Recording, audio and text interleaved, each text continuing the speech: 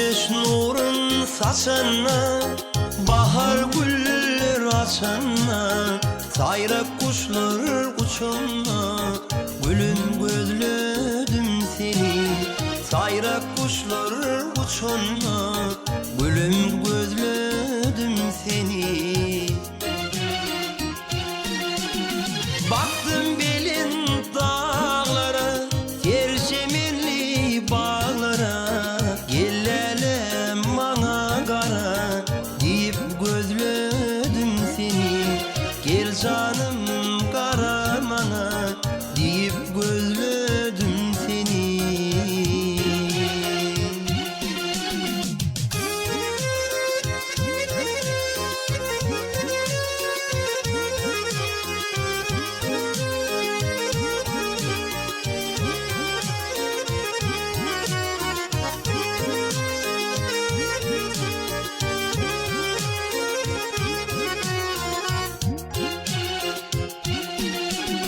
Yollardan, yollardan, uzak uzak illerden, gül elekli gollardan, canım gözledim seni.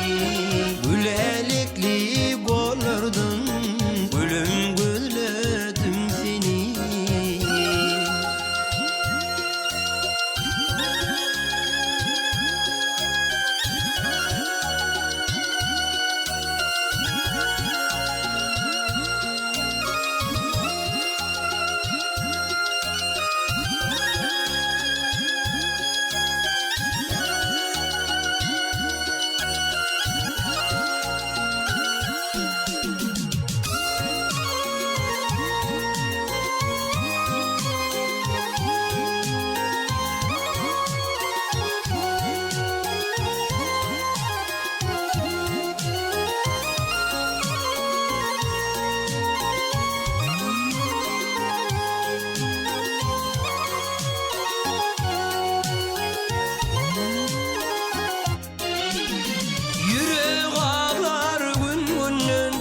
Yarım gelinmemenin, kara gözler içinden, saylak gözledim seni.